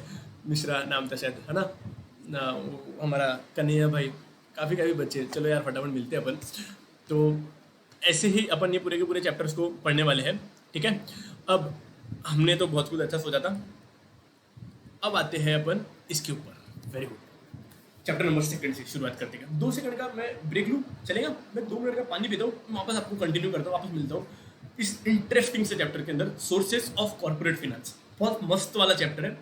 आपको सारे के सारे जो लॉजिक पढ़ा था ना, थोड़ी देर पहले बताया था, आपको शेयर्स के बारे में पता चलेगा, आपको डिवेंचर्स के बारे में पता चलेगा, आपको रिटेन रिटेन रिटेन अर्निंग्स के बारे में पता चलेगा। फिर ये नहीं सांगितला, मतलब ये आपने बोले नहीं था सर, बताऊंगा, अभी बताऊंगा, कोई दिक्कत नहीं सर। और बताओ ना, और बताओ। 2 मिनट का सिर्फ ब्रेक लेंगे, सिर्फ 2 मिनट का, बाद में वापस कंटिन्यू करता हूँ, कहीं जाइएगा मत, स्टे ट्यून। हाँ बच्चों, मेरी होगी ब्रेक, आपने भी ले लिया होगा, तो फिर रुका लेना। कभी भी ऐसा लगा ना कि बहुत हैवी हो रहा, तो रुकाना उसको, डोंट वरी, राइट। बिकॉज मुझे चालू है बंद करना तो आपके हाथ में ही है, मैंने पहले ही बोला, ठीक है, ओके। तो अब अपन वापस शुरुआत करेंगे किस चीज़ की। 2 मिनट रुको, इसको मैं वापस एडजस्ट कर लेता, हाँ हो गया ना, कम छोटू और थोड़ा छोटू, राइट, बस इतना सफिशिएंट, ठीक है। अपन अभी आते हैं इस पे, किस पे, ये पढ़ेगा, ओके। चैप्टर का नाम है sources of corporate finance, chapter number 2 of secretarial practice standard 12, right. Notes by C S Saurabh Mandan, brilliant academy, welcome से, राइट। चलो इसको छोड़ दो, तो मैं चैप्टर को अपन बाजू में रखते हैं, अपन चालू करेंगे मोटा भाई अंबानी से, मुकेश अंबानी से। चैप्टर के अंदर जो आएगा ना, उससे मुकेश अंबानी अपने को बहुत हेल्प करेंगे चैप्टर को पूरा का पूरा अच्छे तरीके से समझने में, ठीक है। क्योंकि एक बात बताओ, मुकेश अंबानी ने थोड़े टाइम पहले कंपनी स्टार्ट किया था, रिलायंस जियो, आप सबकी फेवरेट कंपनी है ना, मतलब फुकट में डेटा बांटी ना उन्होंने, तो अपनी सबकी फेवरेट होगी। मुकेश अंबानी जी ने रिलायंस जियो स्टार्ट करी, तो सबको पता है टेलीकॉम सेक्टर के अंदर ये कंपनी ऑपरेट कर रही है, ठीक है। अब ये कंपनी के अंदर ऑब्वियसली मुकेश अंबानी कंपनी, तो इसके अंदर पैसा किसने लगा हुआ, मुकेश अंबानी ने। तो ये फंड जितने भी कंपनी को लगे, सपोजिंगली मुकेश अंबानी ने अपने खुद के पैसे ये कंपनी के अंदर लगाए। ऐसा वाला पैसा जो कंपनी के मालिक कंपनी के अंदर लगाते हैं, इसको बोला जाता है शेयर्स। सर क्या बोला आपने? जितना भी पैसा जो कंपनी का मालिक है वो कंपनी के अंदर लगाएगा, वो वाले पैसे को बोला जाएगा शेयर्स, और उसको ऐसा बोला जाता है ओन्ड कैपिटल। जो ओनर्स ने पैसा लगाया रहता है कंपनी के अंदर, उस कैपिटल को बोला जाता है ओनर्स कैपिटल या शेयर्स कैपिटल, राइट। तो ये कंसेप्ट कहाँ से आता है? ये यहाँ से आता है, शेयर शेयर शेयर शेयर। आप हमेशा सुनते ना, तो शेयर्स का मतलब ही ये होता है, जितना भी पैसा, अपन अभी एक बार का डेफिनेशन देखते हैं क्या होता है। The money invested by the owners of the company, that money और that capital is known as owned capital. क्या बोलते हो कैपिटल को? Owned capital. पॉइंट समझ में आया? सिंपल, जितना भी पैसा कंपनी के मालिक कंपनी के अंदर लगाएंगे उसको बोला जाएगा ओन कैपिटल। सिंपल सा कंसेप्ट है। सर अब एक बात बताओ, मुकेश भाई तो कंपनी के मालिक है, मुकेश भाई के छोटे भाई अनिल भाई, सर वैसे भी जानती है उनके, ठीक है, समझ लो अभी का ये पर्टिकुलर ट्रांजेक्शन को अच्छे तरीके से समझने के लिए, मुकेश अंबानी जी के साथ में उनके भाई ने भी कंपनी के अंदर, रिलायंस जियो के अंदर पैसा लगाया। तो अब क्या ये मुकेश अंबानी के जो भैया है अनिल अंबानी जी, इन्होंने भी जो कंपनी के अंदर पैसे लगाए, उनको भी क्या बोला जाएगा? उनको भी ओनरशिप बोला जाएगा? बिल्कुल पक्का। या तो मुकेश अंबानी के जो भी, अच्छा सिर्फ फैमिली मेंबर ही नहीं, जब भी कोई और पर्सन जो कंपनी का, मतलब अभी समझो मुकेश अंबानी जी का कोई फ्रेंड होगा, कंपनी उनकी कंपनी, मतलब मुकेश अंबानी जी ने उनके फ्रेंड्स को बोला कि आप हमारी कंपनी रिलायंस जियो के अंदर इन्वेस्ट करो, अगर उन्होंने लगाया, वो भी कंपनी के मालिक बन जाएंगे। तो वो वाला पैसा जो कंपनी के मालिकों ने कंपनी के अंदर लगाया है, वो वाले पैसे को बोला जाता है ओनर्स कैपिटल या ओन्ड कैपिटल। पक्का समझा सर? इसको ओन्ड कैपिटल बोलते हैं, मतलब जिसने कंपनी का जो मालिक है वो पैसा लगा रहा है। अगर सपोजली कंपनी ने लोन लिया है किसी और पर्सन से, तो वो कैपिटल को क्या बोलेंगे? उसको बोलते हैं बोरोड कैपिटल। क्या बोलते हैं उसको? Borrowed capital. मतलब जब भी ऐसी बात आएगी कि कंपनी को पैसे की रिक्वायरमेंट आई और कंपनी ने उधारी लिया, तो वो उधारी को बोला जाएगा बोरोड कैपिटल। बोरोड का तो मतलब समझता, मैंने किसी से बोरो किया, बनी क्या पैसे बोरो करते एक दूसरे से। तो वैसे अगर कंपनी ने पैसे बोरो किया और कंपनी के ऑपरेशंस के अंदर लगाया, जैसे जियो के अंदर पैसे बोरो किया और वो पैसे कंपनी के अंदर लगाया, उसके मतलब टेलीकॉम सेक्टर को प्रॉपर तरीके से चलाने के लिए, तो उनको क्या बोला जाएगा? Borrowed capital. तो अभी डबल से नेक्स्ट एग्जांपल ले रहा, मुकेश अंबानी ने कंपनी स्टार्ट किया रिलायंस जियो टेलीकॉम सेक्टर के अंदर घुसने वाली थी। अगर बैंक ने कंपनी के अंदर पैसा लगाया, तो वो वाले केस के अंदर बोलेंगे the money invested by other than owners. मतलब मुकेश अंबानी को या कंपनी के जो मालिक, सिर्फ कंपनी का मालिक एक तो नहीं होगा, मुकेश अंबानी जी के साथ में दूसरे भी लोग होंगे जो कंपनी के मालिक होंगे। तो मुकेश अंबानी या दूसरे जो कंपनी के मालिकों के अलावा जिसने भी कंपनी के अंदर पैसा लगाया होगा, उसको बोला जाएगा बोरोड कैपिटल। पक्का पक्का पक्का पक्का। और वो बोरोवर्स होंगे अपने, ठीक है। तो इनका पैसा बोरोड कैपिटल, मुकेश भाई का पैसा ओन्ड कैपिटल। आपको दोनों पॉइंट समझ में आए? कंपनी को पैसा चाहिए था, कंपनी को 1 लाख रुपया चाहिए था, 80,000 रुपये लगाया मुकेश भाई ने, 20,000 रुपये लगाया बैंक ने। मुकेश भाई ने जितना पैसा लगाया उसको क्या बोलेंगे अपन? Owned capital. जितना पैसा बाहर के लोगों ने बोरोइंग के थ्रू लगाया, उसको क्या बोला जाएगा बच्चों? Borrowed capital. अब ये पॉइंट नहीं समझता था क्या आपको? समझता था, बस ये अभी डेफिनेशन के अंदर आया तो आपको लगता है क्या है, ठीक है। अब अपन चैप्टर के अंदर क्या क्या पढ़ने वाले, अपन ने सबसे पहले देखा था अपन पूरे के पूरे 12th में क्या क्या पढ़ने वाले। अब अपन देखेंगे ये अपन chapter number sources of corporate finance के अंदर क्या पढ़ेंगे। पहला सोर्सेज ऑफ ओन कैपिटल। थोड़ी देर पहले मैंने बोला था ना, मुकेश भाई ने अगर पैसा लगाया तो उसको ओन कैपिटल बोलते हैं। उसके अंदर तो पहला पॉइंट पकड़ लिया अपन ने, मुकेश भाई ने कंपनी के अंदर कंपनी के शेयर्स को परचेज किया। सर शेयर्स का मतलब क्या? आगे पढ़ेंगे अपन, शेयर्स को इसको बोलते हैं। लेकिन आप इतना पॉइंट समझ लो कि कंपनी के अंदर मुकेश भाई ने पैसा लगाया तो उसको ओन कैपिटल बोलते थे। तो उसको जितना पैसा लगाया उसको शेयर्स के थ्रू भी मिलते थे। मतलब मुकेश अंबानी कंपनी को पैसे देंगे, कंपनी मुकेश अंबानी को शेयर्स देंगी और मुकेश अंबानी हो जाएंगे शेयर होल्डर। पॉइंट समझ में आया सबको? पक्का सर? ये तो समझ में आ गया कि मुकेश अंबानी ने कंपनी को पैसे दिया था, तो मुकेश अंबानी जी हो गए शेयर होल्डर और कंपनी तो कंपनी है, ठीक है। मुकेश अंबानी को कंपनी के शेयर्स मिले, कोई दिक्कत नहीं। सर ये दूसरा वाला पॉइंट क्या लाया आपने? रिटेन अर्निंग क्या लाया? ये नहीं समझा हमारे को, क्या है ये नहीं समझा सर। रिटेन अर्निंग का मतलब क्या होता है? चलो ठीक है, सपोजिंगली बीएमए प्राइवेट लिमिटेड है, ठीक है। अब वैसे तो पार्टनरशिप फॉर्म है, लेकिन एग्जांपल पर्पस के लिए समझो कि बीएमए प्राइवेट लिमिटेड कंपनी है, ठीक है। बीएमए को सपोज पिछले 5 सालों से 1-1 करोड़ का प्रॉफिट हो रहा था। सर बहुत कमाते, आप बहुत नहीं कमाते, मैं एग्जांपल पर्पस के लिए ले रहा हूँ। सपोजिंगली हर पिछले 5 सालों के अंदर, मतलब कौन सा चालू है 2021 चालू है, इसकी जो पिछले 5 सालों में कंपनी ने हर साल 1-1 करोड़ रुपए का प्रॉफिट कमाया। कितना कमाया? 1-1 करोड़ रुपए। और हर साल अक्षय सर और सौरभ सर 80 लाख रुपए घर पे लेके जाते थे, और कंपनी के पास में 1 करोड़ में से 80 लाख सौरभ सर और अक्षय सर जोड़ के लेके गए, और दूसरा कंपनी का हमें कितने बचे? 20 लाख। अगला साल वापस 1 करोड़ रुपए का प्रॉफिट हुआ, सिंप्लिसिटी के लिए पूरा सेम प्रॉफिट हुआ, 1 करोड़ का हुआ। हमने डबल से 80 लाख रुपए घर पे लेके गए, 20 लाख रुपए कंपनी का हमने रखे। पिछले 20 लाख रुपए, चालू साल के 20 लाख रुपए, तो कंपनी को कितने हुए? कंपनी का हमें प्रॉफिट कितना हुआ? 20 लाख पहले के, इस साल के और 20 लाख रुपए जोड़ के 40 लाख रुपए कंपनी के पास में रिजर्व में रहे। अच्छा ओके, तीसरा साल आया, वापस कंपनी ने 1 करोड़ का प्रॉफिट कमाया, 1 करोड़ में से 80 लाख रुपए वापस अक्षय सर और सौरभ सर लेके गए, बाकी कंपनी का हमें कितना बचा? सर 20 लाख वापस। तो पहले के 40 लाख और 20 लाख कितने हो गए? 60 लाख रुपए। तो ऐसे और 2-3 साल, जितना पैसा अक्षय सर और सौरभ सर घर पे नहीं लेके गए, उसको बोला जाता है रिटेन्ड अर्निंग्स।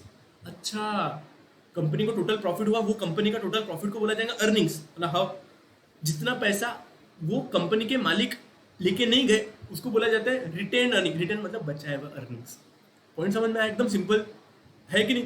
देखो अर्निंग्स, एक तो अर्निंग्स हुई टोटल अर्निंग्स, टोटल अर्निंग में से शेयर होल्डर्स को दिया गया in the form of dividend, right. तब थोड़ी देर पहले बोला था जितना प्रॉफिट अपन ने शेयर होल्डर्स को बांट दिया, वो कैपिटल को बोलता है, वो पार्ट को, वो प्रॉफिट को बोलते हैं अपन डिविडेंड। लेकिन जितना प्रॉफिट कंपनी के शेयर होल्डर्स लेके नहीं गए वो वाले चीज को बोलते हैं रिटेन्ड अर्निंग्स। क्या बोलते हैं उसको? Retained earnings. तो इसके अंदर पड़ेगा। तो अच्छा वो पैसा हालांकि किसका था? मेरे को बात बताओ, कंपनी को पूरा का पूरा 1 करोड़ रुपए का प्रॉफिट हो रहा है। ये 1 करोड़ रुपए का प्रॉफिट सब खर्चे काट कूटने के बाद में बचा रहा। अभी इसके ऊपर पूरे के पूरे प्रॉफिट के ऊपर अधिकार किसका है, हक किसका है? अक्षय सर और मेरा, बरोबर है कि नहीं? लेकिन हम पूरा का पूरा पैसा नहीं लेके गए। हमने क्या किया? हम पूरा पैसा नहीं लेके गए, हमने 20 लाख रुपए रहने दिया। तो ये भी तो ओनर्स का ही पैसा है ना, जो कंपनी के अंदर आज भी पड़े हुआ है। पॉइंट समझ में आया? इसलिए वो ओन कैपिटल के अंदर आया। किसके अंदर आया बच्चों? ये ओन्स कैपिटल के अंदर आया। पॉइंट समझा कि मैंने क्या बोला? समझा कि नहीं समझा? सर आपने पढ़ा है, देखो चैप्टर के अंदर पढ़ेंगे ओन कैपिटल। ओन कैपिटल के दो बच्चे, एक रहता है शेयर। शेयर मतलब कंपनी के जो मालिक है, कंपनी के अंदर पैसे लगाएंगे उसको बोलते हैं शेयर्स, एकदम बरोबर है। दूसरा पॉइंट बोला ऐसा वाला पैसा जो कंपनी के मालिक घर पे लेके नहीं गए, मतलब कंपनी को जितना प्रॉफिट हुआ वो प्रॉफिट में से थोड़ा सा हिस्सा लेके गए घर पे, बाकी का जितना पड़े हुआ है कंपनी के अंदर वो प्रॉफिट को बोलते हैं रिटेन अर्निंग्स। पॉइंट समझ गया? डन पक्का। अब इसके बाद में आता है सोर्सेस ऑफ बोरोड कैपिटल। क्या बोलते हैं? Sources of borrowed capital. अब बहुत से नाम होंगे आपने सुने होंगे, बहुत से नाम होंगे शायद आपने सुने नहीं होंगे। जो पॉइंट नहीं सुने होंगे उसको मैं अच्छी तरीके से एक्सप्लेन करूंगा। सबसे पहला बोरोड कैपिटल में आता है डिबेंचर्स, राइट। बहुत से बच्चों ने तो सुना होगा डिबेंचर्स के बारे में, राइट। डिबेंचर तो सुना होगा, लेकिन जिसने नहीं सुना होगा उनको मैं अभी शॉर्टकट में बताता डिबेंचर्स क्या है। अब आप एक बात बताओ, मैं एक एग्जांपल लेता हूं, निखिल का एग्जांपल लेता हूं, ठीक है। बीएमए प्राइवेट लिमिटेड के अंदर हमने निखिल के पास में गया, बोला निखिल हमारी कंपनी बहुत अच्छा प्रॉफिट कमाती है, तो हमारी कंपनी के अंदर पैसे इन्वेस्ट कर। निखिल बोले सर मेरा क्या फायदा उसके अंदर? बोला निखिल देख, हर साल हमारे बीए में जितना भी प्रॉफिट कमाएंगे तो अक्षय सर और सौरभ सर तो आज 50-50% शेयर होल्डर्स है उसके, मतलब टोटल जितना भी 1 करोड़ का प्रॉफिट हुआ, 1 करोड़ में से 50 लाख वैसे अक्षय सर का होता है, 50 लाख सौरभ सर का होता है। पक्का कोई दिक्कत है क्या इसमें? नहीं। तो बोले ठीक है आपका तो 50-50 है, फिर मेरे को क्या मिलेगा? बोला निखिल अभी क्या करते हैं अपन, अभी अपन 80-20 लेंगे, या तो ऐसा बोलते हैं अपन 40 और 20। बोले मतलब क्या? बोले 40% अक्षय सर लेके जाएंगे, 40% मैं लेके जाऊंगा, 20% तेरा। और ऐसा थोड़ा मतलब तेरे से पैसे भी कम लेंगे निखिल, आप टेंशन मत लो। तो ठीक है बोले सर चलेगा मेरे को।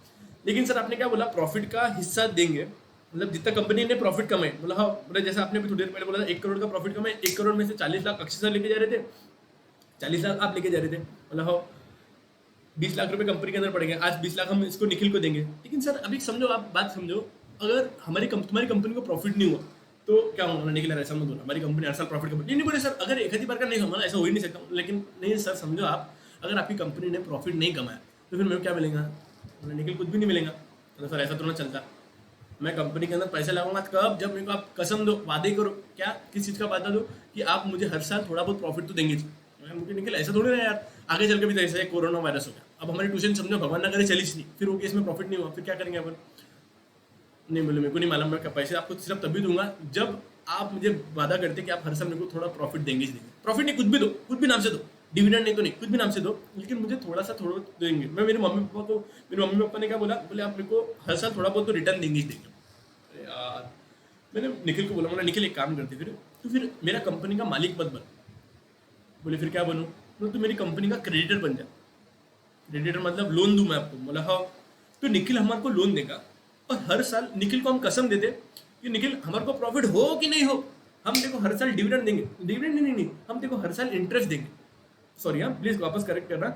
हमने निखिल को एक चीज का वादा किया कि निखिल हमारे को प्रॉफिट हो कि नहीं हो, हम कुछ भी करें, लेकिन हम देखो हर साल तेरा रिटर्न इंटरेस्ट तो देंगे ही देंगे। और ऐसा कैसे कि आपके पास में प्रॉफिट ही नहीं रहेगा तो आप कैसे देंगे? हम वो कहीं से भी निकालेंगे, एक खाता असेट बेचेंगे, हम हमारा कंप्यूटर, लैपटॉप, ये पानी की बोतल सब बेचेंगे, कुछ भी बेचेंगे, लेकिन हम आपको हर साल इंटरेस्ट देंगे। ठीक है, निखिल तैयार हुआ। ये सर डिबेंचर है, निखिल ये केस के अंदर डिबेंचर बन गया। निखिल को हमने बोला निखिल तो हमारी कंपनी के अंदर उधार दिया, तो हमने निखिल को अब हम शेयर सर्टिफिकेट नहीं देंगे, हम निखिल को डिबेंचर सर्टिफिकेट देंगे। निखिल ने हमारे को लोन दिया है, लोन हर साल। आपको पॉइंट समझ में आएगा बच्चों क्या रहता है?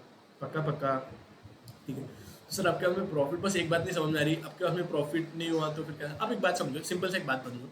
सपोज लेकिन अपन ने बैंक से लोन लिया हुआ, अपना समझो धंधा नहीं चला, अपन बैंक वालों को इंटरेस्ट देते नहीं कि अपन बोला साहब हमारा को धंधा नहीं चला यार, हम आपको जो इंटरेस्ट नहीं देते, ऐसे कर सकते क्या? नहीं। पॉइंट समझो, बैंक वाले अपने लिए रुकेंगे नहीं। बैंक बोलेंगे आपको प्रॉफिट हो कि नहीं हो, हमारे को हमारा इंटरेस्ट टाइम पे होना, हमारी इंस्टॉलमेंट हमको टाइम पे होना। तो वैसे ही सेम लॉजिक कंपनीज के अंदर उन्होंने लगाया कि जब भी कंपनीज पब्लिक से पैसा उठाएंगी और उसके अंदर वादा करती है कि कंपनी को प्रॉफिट हो कि नहीं हो, लोगों को इंटरेस्ट रिपेमेंट करेंगी, तो वो वाले पैसे को बुलाया जाता है डिबेंचर्स। आई थिंक आपको समझाऊंगा, पक्का समझा? Yes sir. देखो आपने बोरोड कैपिटल बोला, बोरोड मतलब उधारी वाला कैपिटल, तो ये तो उधारी वाला कैपिटल समझ में। अब दूसरा क्या है सर, ये acceptance of deposit. Acceptance of deposits, deposit भी एक टाइप का लोन ही है। इसके अंदर भी हम गारंटी देते, वादा करते कि हम सामने वाले को इंटरेस्ट देंगे, हमारे को प्रॉफिट हो कि नहीं हो। सर फिर फर्क है ऊपर डिबेंचर्स और डिपॉजिट्स के अंदर, ठीक है सर। और एक था सर ये बॉन्ड्स, बॉन्ड्स का मतलब जेम्स बॉन्ड का नहीं बेटा, जेम्स बॉन्ड नहीं, ये भी एक टाइप का लोन ही रहता है जब कंपनी को पैसा लगता है, लेकिन लॉन्ग टर्म पीरियड के लिए पैसा लगता है। हाँ अच्छा, ठीक है ठीक है ठीक है, समझा समझना। जब भी कंपनी को थोड़ा लॉन्ग टर्म पीरियड के लिए पैसा चाहिए, सपोजिंगली हमारी कंपनी है इंफ्रास्ट्रक्चर बिजनेस के अंदर। इंफ्रास्ट्रक्चर मतलब क्या, हमारी कंपनी डैम्स बनाती है। अब एक डैम बनने को 8 से 10 साल, 12 साल, 15 साल लग जाते हैं, कभी कभी तो 20-20, 30-30 साल भी लग जाते हैं। इतना बड़ा प्रोजेक्ट रहता है। अभी वर्ल्ड का सबसे बड़ा प्रोजेक्ट है, क्या नाम था, चाइना के अंदर है, वो हाइड्रो इलेक्ट्रिक पावर स्टेशन है। वो नाम अभी भी ध्यान में था, मैं भूल गया। The the the three three dam, कुछ तो भी ऐसा कुछ तो भी डालना, आपने गूगल पे सर्च करना। The the three gorgeous dam, बहुत बड़ा डैम है, पूरे वर्ल्ड का सबसे बड़ा डैम है एक्चुअली में, बहुत बड़ा डैम है। उसको कितने तो भी साल लगे थे, 30-40 साल। अब वो कंपनी नहीं बनाया होगा, अपन जैसे लोग तो नहीं बनाए, कंपनी ने बनाया था। अभी कंपनी को रिटर्न कितना टाइम के बाद में आने वाला था, तब तक ये शेयर होल्डर रुकते थे बिना प्रॉफिट के, 30 साल तक रुकते थे क्या? मतलब आप मेरे को बताओ, निखिल तो 1 साल भी नहीं रुक रहा था बेचारा, तो ये बाकी के लोग इतने साल रुकते होंगे क्या? तो वो केस के अंदर कंपनी क्या करती है, बॉन्ड्स इशू करती है। जब भी कंपनी को लॉन्ग टर्म पीरियड के लिए लगता है तो कंपनी बॉन्ड्स इशू करती है और लोगों से पैसा उठाती है। तो सर इसमें इंटरेस्ट नहीं देते, इंटरेस्ट इसमें भी इंटरेस्ट नहीं देते, बिकॉज मैंने थोड़ी देर पहले बोला था ये भी कौन से टाइप का कैपिटल है बच्चों, बोरोड कैपिटल है कि नहीं? तो इसके अंदर भी कंपनी लोन लेंगी, लेकिन इसका टेन्योर मतलब टाइम पीरियड कम रहेगा कि ज्यादा रहेगा? ज्यादा रहेगा। सर हमको समझ में नहीं आ रहा। देखो आपने थोड़ी देर पहले हमको बताया बॉन्ड्स डिबेंचर्स बता दिए, मतलब हाँ डिपॉजिट बताया, इसमें भी लोन लिए थे, डिबेंचर्स में भी लोन लिए थे, बॉन्ड्स में भी लोन लिए थे, मतलब हाँ। तो फर्क क्या है बेटा, एक बात समझो, आपको मिनिमम अगर 3 महीने से तो मैक्सिमम 36 महीने तक अगर पैसा होना होगा तो आप कंपनी डिपॉजिट इशू करेंगे। अच्छा, मतलब कंपनी के लोगों को डिपॉजिट देंगी और डिपॉजिट सर्टिफिकेट बांटेंगी और कंपनी लोगों से पैसे लेंगी, मतलब हाँ। 36 महीने से ज्यादा लेकिन 10 साल से कम, 10 साल जनरली मैंने बोल रहा, इससे थोड़ा बहुत 1-2 साल ज्यादा भी हो सकता है, तो 11-12 साल तक भी हो सकता है, ठीक है। 36 महीने से ज्यादा लेकिन 12 साल से कम, अगर कंपनी को पैसा चाहिए तो कंपनी वो केस में डिबेंचर्स लाती है। कौन से वाला? डिबेंचर्स। कंपनी को बहुत ज्यादा लॉन्ग टर्म पीरियड के लिए पैसा चाहिए, 25 साल, 30 साल, 40 साल, 50 साल भी होता है, पता है पक्का। अच्छा, गवर्नमेंट भी इशू करती है बॉन्ड्स, टाइम टू टाइम अपने बॉन्ड्स भी इशू कर दी। तो वो केस के अंदर जब भी कंपनी, जब भी लॉन्ग टर्म पीरियड के लिए पैसा चाहिए तो वो केस के अंदर कंपनी बॉन्ड्स इशू करती है। आपको लॉजिक समझा क्या? तीनों टाइप के कैपिटल, तीनों टाइप के बोरोड कैपिटल, तीनों टाइप के लोन ही है, लेकिन तीनों को टाइम पीरियड अलग अलग है, इस वजह से नाम अलग अलग दिया गया था। अच्छा ये कारण था क्या सर? अब समझ में आया, पॉइंट समझा क्या आपको एक एक करके? पक्का पक्का, कोई भी प्रॉब्लम रही तो बिल्कुल बात करना। अब आपको बेसिक बेसिक तो क्लियर हो गया सर, हो गया। अपन चैप्टर के अंदर पढ़ने वाले क्या पढ़ने वाले थे सर? ओन कैपिटल पढ़े अपन ने, मतलब मुकेश अंबानी कंपनी के अंदर पैसा लगा, जो कंपनी का मालिक है वो कंपनी के अंदर पैसा लगा जाता है तो उसको ओनर्स कैपिटल बोलते हैं। वेरी गुड बच्चों, वेरी गुड। अगर कंपनी के मालिकों ने थोड़ा थोड़ा प्रॉफिट का हिस्सा घर पे नहीं लेके गए और वो कंपनी के पास में ही आज भी पड़े हुआ है, तो वो वाले कैपिटल को बोला जाता है रिटेन अर्निंग्स। कोई दिक्कत है क्या इसके अंदर? जो रिटेन रिटेन रिटेन रिटेन बचा के रखे हुआ प्रॉफिट है वो वाले, इसको बोलते हैं रिटेन अर्निंग्स। कोई दिक्कत नहीं सर। दूसरा बोरोड कैपिटल। बोरोड कैपिटल के अंदर सर हमने देखा हमारे को छोटू पीरियड, तब स्मॉल पीरियड के लिए अगर हमको पैसा चाहिए था तो हम वो केस के अंदर क्या इशू करेंगे सर? छोटू मतलब 6 महीने से ज्यादा, 36 महीने से कम सर। सर डिपॉजिट इशू करेंगे सर 36 महीने से ज्यादा लेकिन 10 साल या 11-12 साल से कम, इतना टाइम पीरियड के लिए हमारे को लोन चाहिए, हमारी कंपनी को लोन चाहिए। कितने सालों के लिए चाहिए? 7-8 साल, 12 साल या 11 साल, 10 साल, इतने के लिए पैसे चाहिए। तो हमारी कंपनी डिपॉजिट बांटेंगी पब्लिक को और पब्लिक डिपॉजिट मतलब सॉरी डिबेंचर्स बांटेंगी पब्लिक को और पब्लिक कंपनी को पैसे देंगी, कंपनी लोगों को डिबेंचर सर्टिफिकेट देंगी। पक्का कंपनी को बहुत ज्यादा टाइम पीरियड के लिए पैसा चाहिए सर, बहुत ज्यादा टाइम पीरियड के लिए पैसे चाहिए, तो एक काम करो आप बॉन्ड्स इशू करो। पॉइंट समझ में आया आप? राइट। उसके बाद में आता है ADR और GDR। Very good sir. ADR और GDR फुल फॉर्म क्या होता है सर?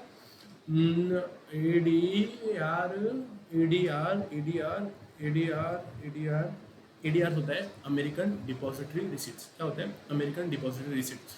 दूसरा होता है ग्लोबल डिपॉजिटरी रिसीट्स।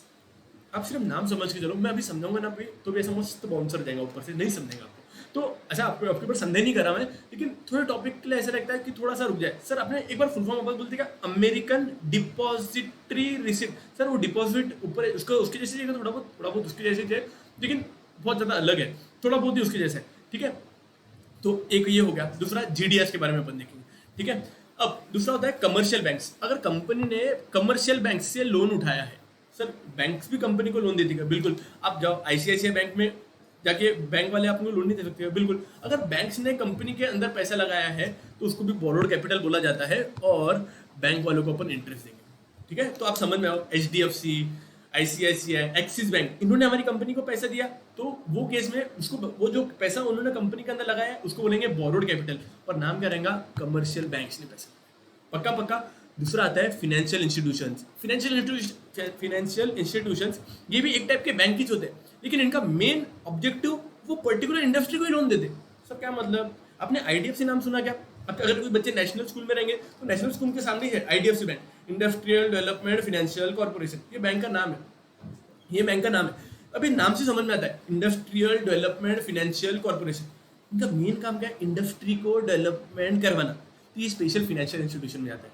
अच्छा सर, हम तो सादी बैंक ही समझ रहे थे उसको, बेटा आज वो बैंकिंग परफॉर्म कर रही है, मतलब रेगुलर फंक्शन परफॉर्म कर रही है, लेकिन उसका पहले ऑब्जेक्टिव क्या था, सिर्फ इंडस्ट्रीज को ही प्रमोट करना। पक्का पक्का आपको समझ में आया क्या क्या होगा? जैसे HDFC housing development financial corporation, HDFC housing के लिए ही मतलब बनाया गया था। क्या होता था बेटा, जब अपन इंडिया आज़ाद हुआ था ना, वो टाइम पे इन्होंने सेपरेट सेपरेट बैंक बनाई थी, इनका मेन ऑब्जेक्टिव रहेगा उनको ये पर्टिकुलर सेक्टर को ही प्रमोट करने के लिए। तो आप समझो उन्होंने स्पेशल बैंक बनाई थी, उनका मेन, वो उनके अलावा किसी को लोन नहीं देते। एचडीएफसी का मेन क्राइटेरिया रहता था कि हम सिर्फ घर बनाने के लिए पैसा देंगे, लेकिन फिर धीरे धीरे जब प्रॉपर सब लोगों के हाथ में घर आ गए, सॉरी सब लोगों के हाथ में घर आ गए, तो उन्होंने फिर दूसरे नॉर्मल बैंकिंग में भी घुस गए। जैसा आज अगर आप एचडीएफसी में जाओ तो हाउसिंग के अलावा भी आपको अगर कोई सीसी होंगी, आपको कोई पर्सनल लोन या कार लोन चाहिए होगा तो देते, वो कोई दिक्कत नहीं, आपको अलाउड है पक्का। लेकिन पहले इनिशियल उनका काम क्या था, उनका बेसिक काम था कि वो हाउसिंग को ही फिनेंस करेंगे, हाउसिंग घर बनाने के लिए खर्चा करेंगे, पैसा देंगे, खर्चा नहीं पैसा देंगे। पॉइंट समझ में आया? यस सर, थोड़ा थोड़ा समझ में आ रहा है, ठीक है, बाद में समझेगा, थोड़ा बहुत भी आ जाएगा ना, बाकी का मतलब ये क्या एक धागा है, आप पकड़ दिया ना, फिर मैं आपको जैसे बताते होगा ना, धागा मैंने जैसे सेट किया है वैसे आपको धागे को पकड़ जाना, अपन आगे कंटिन्यू करेंगे पक्का। सर सबसे आखिरी वाला पॉइंट पढ़ने वाले अपन, trade credits. Very good very good very good. मैंने क्या किया, मेरी कंपनी स्टार्ट कर रहा था, मेरी कंपनी स्टार्ट करना है तो मैं कपड़े की दुकान खोल रहा था, तो ठीक है, मैंने उनको बोला यार मेरे को पैसे नहीं मेरे पास में, अब कैसे कंपनी चालू करूँ? कपड़े चालू तो कर लूँगा, लेकिन फिर कपड़े खरीदने के लिए पैसे तो लगेंगे ना, समझ में नहीं आ रहा था। मैं बैंक में गया, बैंक वालों ने बोला जाओ पैसे नहीं देते, ओन कैपिटल, मैं तो गरीब, मेरे पास में पैसे भी नहीं था, मतलब मैं कंपनी के अंदर भी ज़्यादा लगा नहीं पाया, ज़्यादा मेरी सेविंग्स थी 80-90 हज़ार रुपये की सेविंग थी, 10,000 रुपये घर वालों ने दिया, तो मैंने 1 लाख से कंपनी तो फॉर्म कर लिया, पक्का कोई दिक्कत नहीं। यार 1 लाख से होता क्या है, 1 लाख से कुछ भी नहीं होता है। तो मेरे ना एक दूर के अंकल है, वो अंकल बोले यार मेरी मुंबई में बहुत पैसा नहीं, तो काम करता मैं देखो उधर ही मैं माल लगा के देता, अब तू माल लेके आना, तू माल को बेचना, तो जितना प्रॉफिट होगा उससे सामने ना करूँ, उधर ही रिपेमेंट करता। बोला हाँ अंकल बिल्कुल तुम्हारी कसम। अंकल बोले मेरी मत कसम खा, तो क्या कर, तू चल मेरे साथ में, मैं मुंबई से देखो उधर में माल लेके देता। ठीक है, मैं गया अंकल के साथ में, उधर में माल भी मिल गया, मैं घर पे ले गया। अब मैं एक बात बताओ, वो जिन्होंने मुंबई वाले पर्सन थे जिन्होंने मुझे उधारी में माल दिया, उनका भी पैसा मेरे धंधे में लग गया कि नहीं? बोले हाँ सर, मतलब आज उनके पैसे से मैं मेरा धंधा कर रहा, तो ये तो भी तो एक टाइप का कैपिटल ही हुआ ना। बोले हाँ सर, उसको बोला जाता है ट्रेड क्रेडिट। मेरे धंधे में चलाने के लिए मुझे जितना लोन मिला उसको बोलते हैं ट्रेड क्रेडिट। पॉइंट समझ में आया? पक्का, कोई दिक्कत नहीं। सर एक बार का अपन फटाफट रिकॉल करना कि पूरे चैप्टर के अंदर क्या पढ़ने वाले। Yes sir. सर देखो अपन ने सबसे पहले देखा था कंपनी को पैसा कहाँ से आ सकता है, तो दो तरीके से आ सकता है। एक आ सकता है ओन कैपिटल, एक आ सकता है बोरोड कैपिटल। पक्का ओन कैपिटल के अंदर दो रहता था। ओन कैपिटल के अंदर या कंपनी के मालिकों ने कंपनी के अंदर पैसे लगाए तो उसको शेयर सब्सक्राइब करके पैसे लगाए। सब्सक्राइब मतलब क्या रहता है, वो कंपनी को पैसे देंगे, कंपनी उनको शेयर सर्टिफिकेट देगी। कोई दिक्कत नहीं सर। कंपनी के पास में, कंपनी जब 4-5 साल से चल रही है और कंपनी थोड़ा बहुत प्रॉफिट शेयर होल्डर्स को बांटती नहीं, जैसा मैंने एग्जांपल था अक्षय सर और मेरा 1 करोड़ रुपए का प्रॉफिट हुआ था। 1 करोड़ में से 80 लाख रुपए हम लेके गए थे, 20 लाख कंपनी के पास में थे। दूसरा साल भी वैसे चला, 1 करोड़ का प्रॉफिट हुआ, 80 लाख वापस लेके कंपनी के अंदर 20 लाख वापस सेव हो गए। टोटल पैसा कितना हो गया कंपनी के पास में?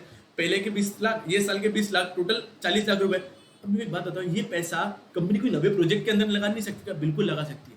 पॉइंट समझ में आया? इसको बोलते हैं रिटेन अर्निंग्स। ऐसी वाली अर्निंग जो हमने शेयर होल्डर को बांटी नहीं गई है। पक्का? उसके बाद में होता है सोर्सेस ऑफ बोरोड कैपिटल। क्या होता है? Borrowed capital. बोरोड कैपिटल कहाँ आ सकता है? सर डिबेंचर्स के थ्रू पैसा आ सकता है, सर डिपॉजिटर्स के थ्रू पैसा आ सकता है, सर कहाँ से आ सकता है? बॉन्ड्स के थ्रू पैसा आ सकता है, सर कमर्शियल बैंक के थ्रू आ सकता है, सर फाइनेंशियल इंस्टीट्यूशन के थ्रू आ सकता है, सर ट्रेड क्रेडिट के थ्रू आ सकता है। पॉइंट समझ में आएगा बच्चों? पक्का पक्का। आई थिंक यहाँ तक आज के लिए अपन कंप्लीट करते हैं। आपके लिए थोड़ी बहुत टिप्स है। टिप्स क्या है? देखो, आज आप और हम फेस टू फेस नहीं मिल रहे हैं, लेकिन मेरा आपके ऊपर बहुत ज़्यादा भरोसा है। प्लीज़ मेरा भरोसा मत तोड़ो। कुछ कुछ चीज़ें मांग रहा हूँ आपसे, प्लीज़ मेरी हाथ जोड़ के आपसे रिक्वेस्ट है, आप मेरी हर एक बात को अच्छी तरीके से माइंड में रखो। जितने टाइम पास करना था ना 3-4 महीने में अपन ने बहुत अच्छे तरीके से कर लिया। अभी ज़्यादा टाइम नहीं बचा है। अभी जितना भी टाइम है ना उसको 100% इफेक्टिव तरीके से यूटिलाइज करना। और एक चीज़ प्लीज़ मेरे लिए करना, एक पेज उठाना, आपके जितने भी मन में टारगेट परसेंटेज है ना, चाहे वो कितना भी रहो, 80, 90, 95, खुद पे 80 भी ना यार, मैं 95 का लायकी का बंदा नहीं हूँ, फिर भी लिख कर रखना। वो टारगेट परसेंटेज करेंगे अपन, अचीव बिल्कुल करेंगे, कोई दिक्कत नहीं, प्रोवाइडेड आपको अपने आप के ऊपर भरोसा रखना पड़ेगा। बिकॉज बच्चों, अगर आप खुद के ऊपर भरोसा नहीं करोगे तो कौन करेगा ना? मेरे को बताओ ना, सच्ची से बताओ ना, कौन भरोसा करेगा? तो आपको सिर्फ इतना ही करना है कि एक सिंपल सा पेपर उठाना, उसके ऊपर जो भी टारगेट परसेंटेज आपने उसके ऊपर लिख लेना, उसके आपको हम स्ट्रैटेजी बताएंगे अपन को कैसे अचीव करेंगे। पक्का? कुछ लेक्चर्स हम ऐसे ही फॉर्मेट में पढ़ाने वाले हैं। अब आपको एक डायरी डेली मेंटेन करके रखनी है, जो भी क्वेरीज है उसके अंदर लिख के रखना। जो भी पॉइंट पे आएंगे आप मुझे कॉल कर सकते हो, अक्षय सर करेंगे तो अक्षय सर को कॉल करेगा, कोई दिक्कत नहीं है। और जितना मैं डेली का पढ़ाऊंगा, प्लीज़ उसके आगे का एटलीस्ट 10-15 मतलब 20 मिनट या 25 मिनट, आधा घंटा तो ही पढ़ के आना, तो फिर आपको तकलीफ नहीं जाएगी। बिकॉज जब मैं पढ़ाता हूँ और आप तब उसको पढ़ने चालू करें पहली बार, तो थोड़ा सा दिक्कत देता है, ठीक है? पर जितना मैंने पढ़ा लिया उसको वापस एक बार रिकॉल करना। रात में सोने के सोने के बाद नहीं, रात में सोने के पहले एक बार आज का पूरा का जितना पढ़ाना उसको माइंड में रिकॉल करना, उसको नमन करना बोलते हैं। क्योंकि जितना आप नमन करते हैं उतना ज़्यादा लर्न होता है। बिकॉज मैंने आपको बताया था, जब मैं गुरुकुल में था ना, हमारी फैकल्टी तो हमको कहीं पे भी पकड़ती थी, तो हमको इतना इंस्टेंटली फॉर्मूला कैसे याद रहता था? एक ही कारण था कि हम उसको बार बार रिकॉल करते रहते थे। मतलब सर ने कोई भी पूछा, हमारे को टोटल 75-80 फॉर्मूलाज रहते थे and everything was on tip of tongue. तो हर एक चीज़ कैसे याद रहती थी? हम मतलब वो धीरे धीरे प्रैक्टिस कर करके। पक्का, ठीक है? तो ये सारे के सारे पॉइंट्स करना कि यार अपने को 12th स्टैंडर्ड के अंदर कौन से चैप्टर पढ़ने के? Sources of corporate finance, introduction to corporate finance, sources of corporate finance.